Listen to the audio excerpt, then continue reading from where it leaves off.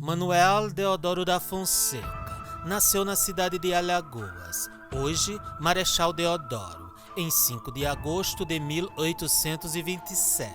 Seus pais eram Manuel Mendes da Fonseca e Rosa Maria Paulina da Fonseca. Seu pai também foi militar, chegando à patente de tenente-coronel e pertencia ao Partido Conservador.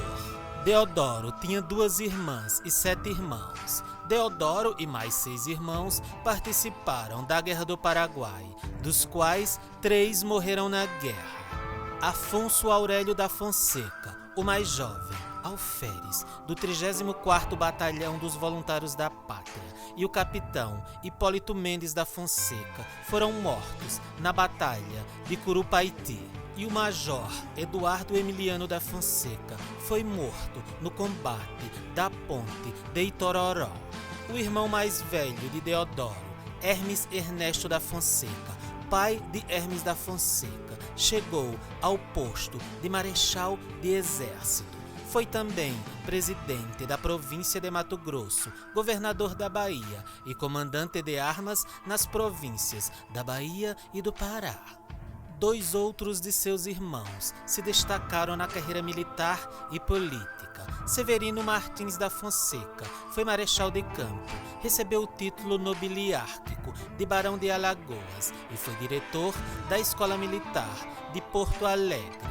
E Pedro Paulino da Fonseca, que foi coronel honorário do Exército Brasileiro, chefe do governo das Alagoas e senador da República pelo mesmo estado. Pedro era o pai de Orsina da Fonseca, que se casou com Hermes da Fonseca, seu primo, e foi primeira-dama do Brasil.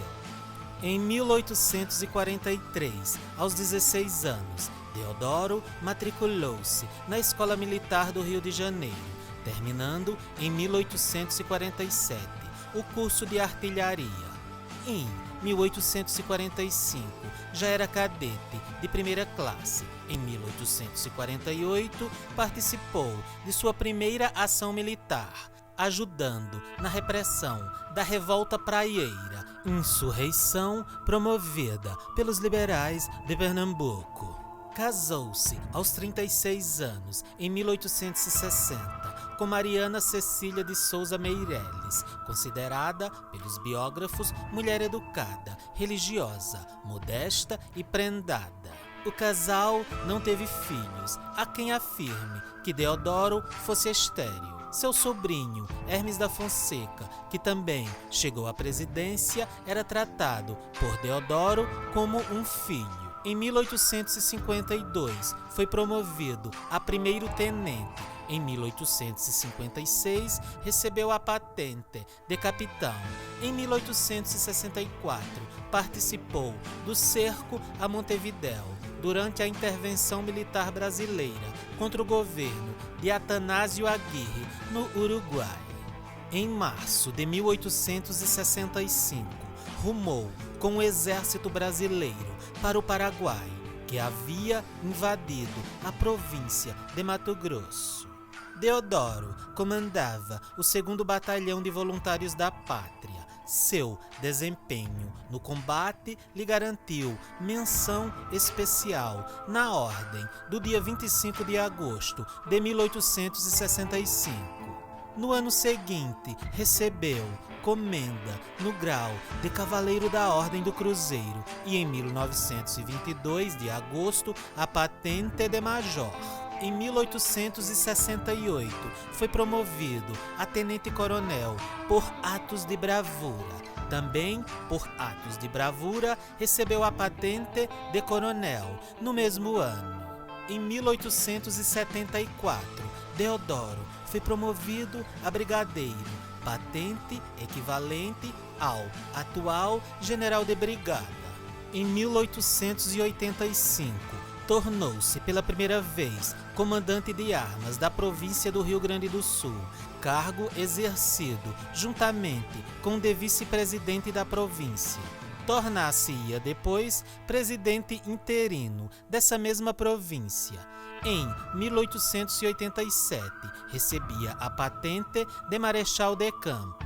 Marechal Deodoro havia permitido que a oficialidade da guarnição de Porto Alegre se manifestasse politicamente, o que era proibido pelo governo imperial. Então, em 1888, Deodoro foi nomeado para o Comando Militar do Mato Grosso. Permaneceu no posto somente até meados de 1889, quando voltou para o Rio de Janeiro. Chegando ao Rio, Deodoro foi festivamente recebido por seus colegas e pelos alunos da Escola Militar.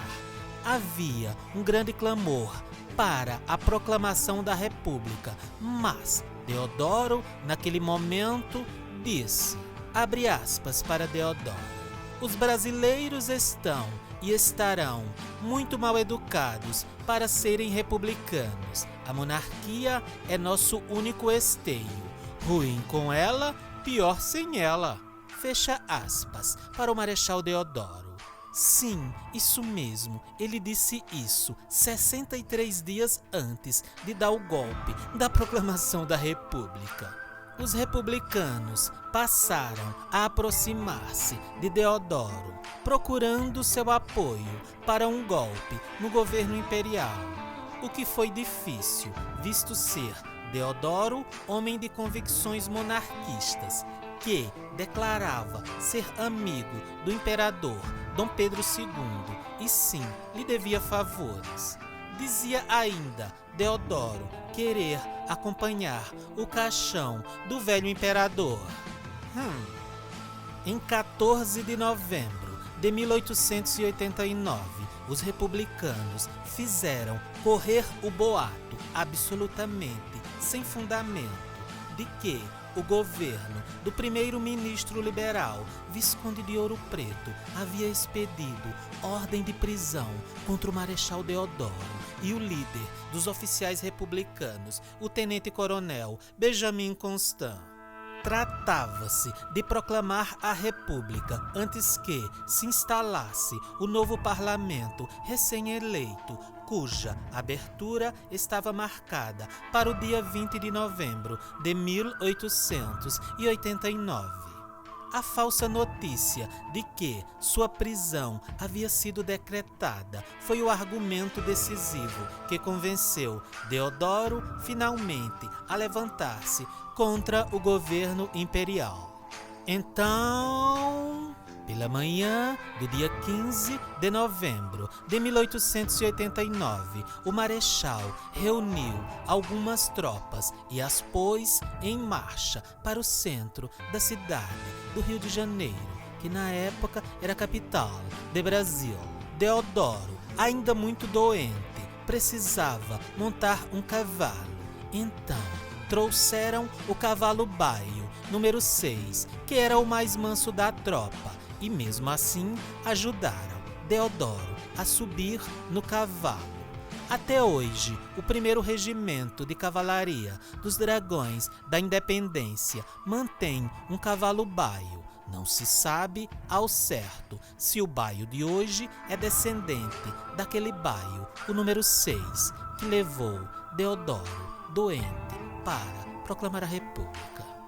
Dirigindo-se ao campo da aclamação, Deodoro decretou a demissão do Ministério Ouro Preto, visto que os próprios ministros, cientes dos últimos acontecimentos, já haviam telegrafado para o imperador, que estava em Petrópolis, pedindo demissão. Ninguém falava em proclamar a República. Tratava-se apenas de trocar o ministério e o próprio Deodoro, para a tropa formada diante do quartel-general, ainda gritou Viva Sua Majestade, o Imperador! Enquanto isso, Dom Pedro II, tendo descido para o Rio de Janeiro em vista da situação, reuniu o Conselho de Estado no Poço Imperial e, depois de ouvi-lo, decidiu aceitar a demissão impedida pelo Visconde de Ouro Preto e organizar um novo ministério. Mas as conspirações continuavam e os republicanos precisavam agir rápido para aproveitar os acontecimentos e convencer Deodoro a romper de vez com a monarquia. Assim surge outra notícia falsa. Quintino Bocaiúva, o barão de Jaceguai e Benjamin Constant mandaram um mensageiro na casa de Deodoro para informar-lhe que o novo primeiro-ministro, escolhido pelo imperador, era Gaspar Silveira Martins, político gaúcho com quem Deodoro, digamos assim, não gostava. Deodoro não se dava muito bem com ele. Deodoro odiava ele, por conta de terem disputado o amor da mesma mulher na juventude. Sim, isso mesmo, era a baronesa do Triunfo, Maria de Andrade e Adelaide Neves, que terminou ficando com Gaspar Silveira Martins. Por fim, Deodoro foi convencido a derrubar o regime monárquico e assim proclamar a República.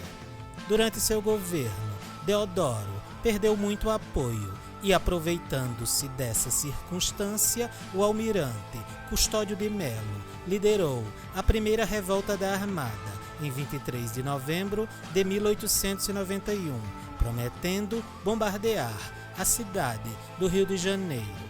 Sem prestígio necessário para reverter a condição desfavorável na qual se encontrava e com sua saúde debilitada, em 22 de novembro de 1891, Marechal Deodoro renunciou ao seu mandato.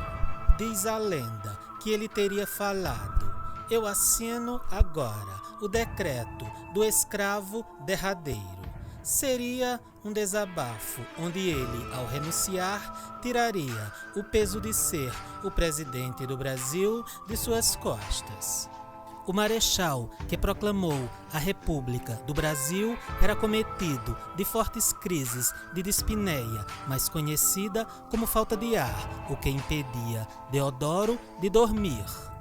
Manuel Deodoro da Fonseca faleceu no Rio de Janeiro em agosto de 1892. Pediu para ser enterrado em trajes civis, no que não foi atendido, e seu enterro teve toda a pompa de honras militares. Foi enterrado no jazigo familiar, no cemitério do Caju, mas teve seus restos exumados e transferidos para o monumento na Praça Paris, no Rio de Janeiro, em 1937.